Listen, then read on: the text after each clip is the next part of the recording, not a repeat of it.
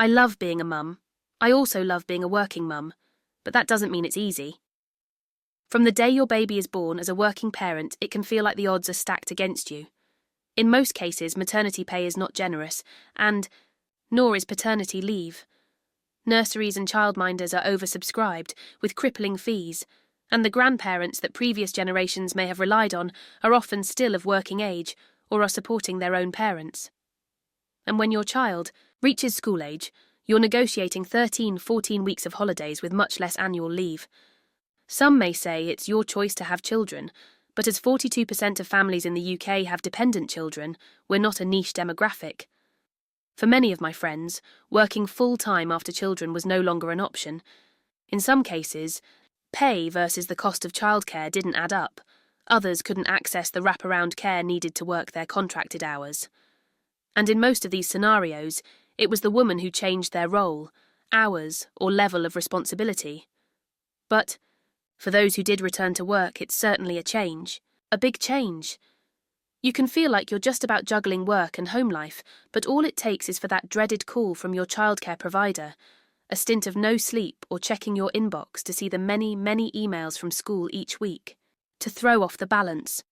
Being responsible for the health, emotional well-being and development of small people means that mental load of a parent is never ending. Something I'm a big advocate for, and believe should be available to all, is flexible working. I accept that things are getting better, helped in some small way by a global pandemic and extensive campaigning by lobbying groups, but after experiencing a few different employers while being a parent, there's still a long way to go. I'm very fortunate to now have an employer who treats people as people, no matter their circumstances. It's not even necessarily about flexible working, it's about trust.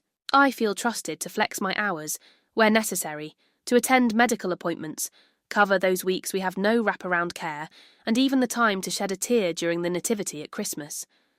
The ability to take my children to nursery and school, and still be at my desk at home for 9 a.m. has a huge effect on my well-being.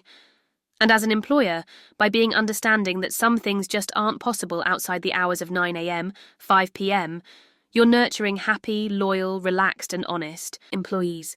So whether it's working from home, offering reduced or condensed hours, or just understanding that we all have lives outside of work, I can promise whatever you give, you'll get back tenfold. But for those times when the balance does tip, or it feels like you're surviving rather than thriving, make sure you talk to others. I'm lucky enough to have a network of friends who listen and offer advice and support, which is so important. It is difficult to prioritise yourself, but try to take half an hour a day to reset, whether that's getting out for some fresh air, reading, watching your favourite series, or even just sitting in a quiet room. I couldn't keep on top of even half of the things I need to do without writing lists, and I see ticking those tasks off as a form of therapy.